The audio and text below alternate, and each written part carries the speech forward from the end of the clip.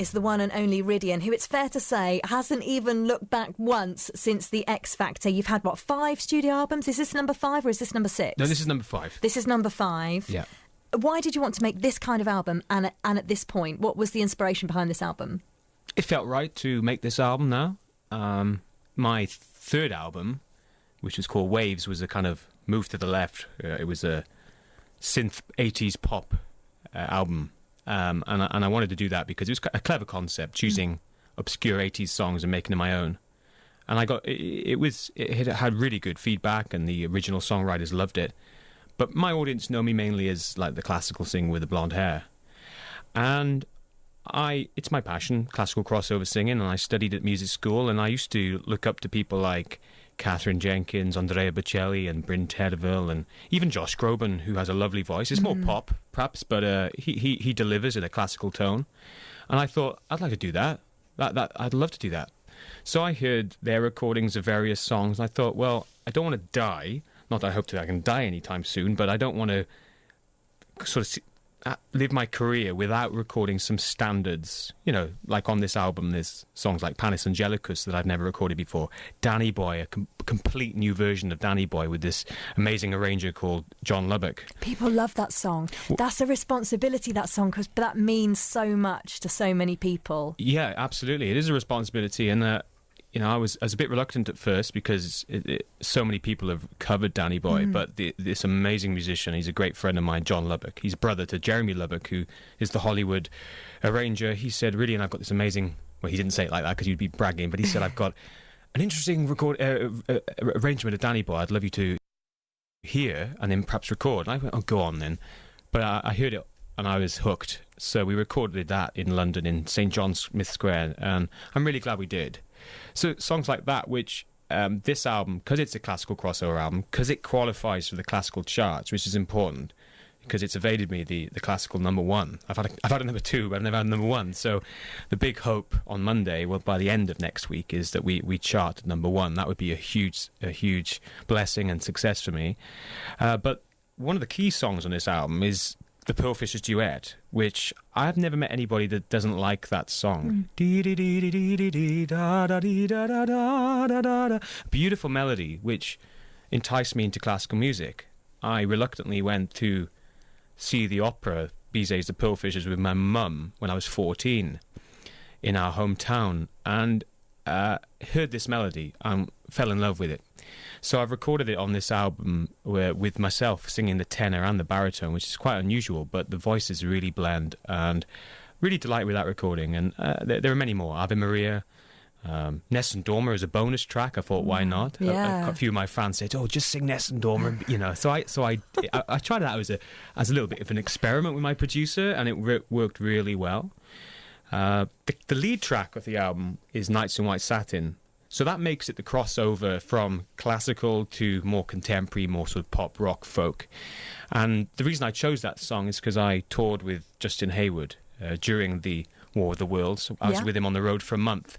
And he spoke in depth about Nights in White Satin. He'd always refer to it as when I wrote Nights. And I was like, wish I wrote that song.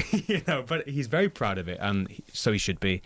And I thought, okay, that would make a really good classical crossover song. So I've completely redone it. You're probably not going to play it now, but it's on my website on the front page. I've done a video, full-length video of this song.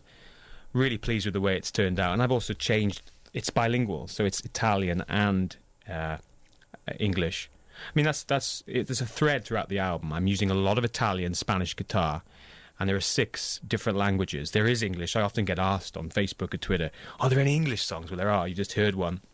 There's The Blower's Daughter, which is a contemporary song by Damien Rice, and Danny Boy, obviously, and then Bonnie Tyler sings in Italian and in English. And that was one of my thrills, because I was in the studio producing the legend that is Bonnie Tyler and teaching her how to pronounce Italian words.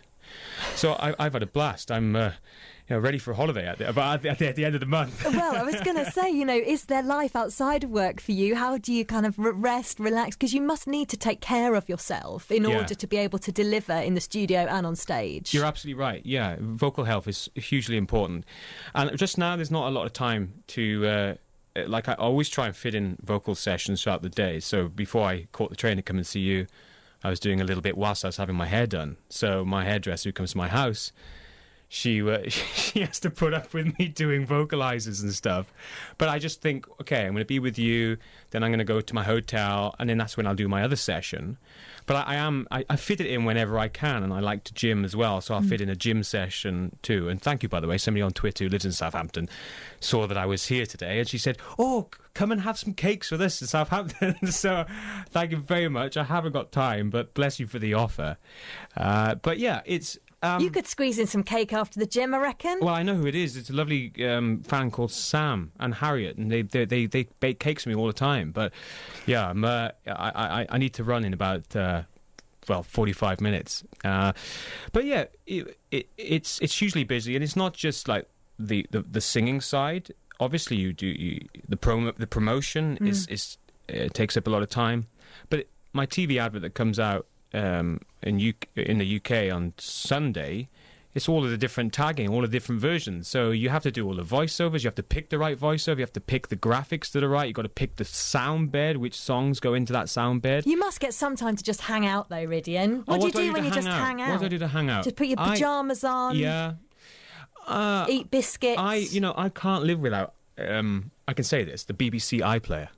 I love BBC iPlayer. That's all I ever watch because I'm in a hotel room or at home and I'm having to catch up. And I enjoy that.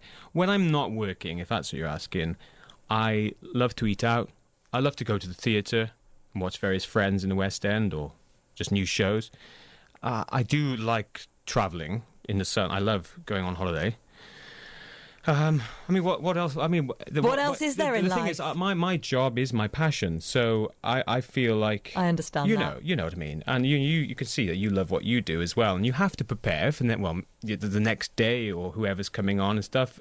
I'm sure, and it's the same with me, whatever I'm doing. But yeah, I really enjoy what I do. It's been wonderful to have you here. We are clean out of time. I feel like I could talk to you all day. But thank you so much for coming down, especially to see us. It's great to see you. The wonderful Rhydian is going to be on stage in Bournemouth on the 2nd of November. I am, yes. I start my tour 17th of October and I'm 2nd of November, Bournemouth. So come see me play. I'd love to meet you. And the new album's out on Monday.